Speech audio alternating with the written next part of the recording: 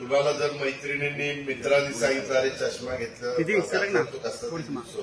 काही नाही, तुम्ही छान दिसता, उगीच त्यांचं काही ऐकू नका आणि चष्मा वापरा तर तुमचे डोळे चांगले राहतील। उद्याच्याला व्यवस्थित तुम्ही वापरलं आणि ते सांगितलेलं ते सगळं पाळलं तर चष्म्याचा नंबर देखील कमी होतो।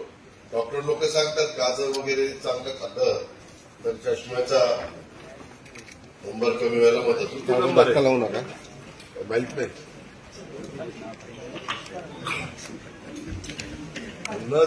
तशीच वाचायची। आईला कधी म्हणली नाही का तुम्हाला स्वराली राहुल किवरकर ही शिरसाई विद्यालय शिशुपंची विद्यार्थी बारीक जरी एक मराठी कॉम्पिटिशन पाहिजे होती आहे।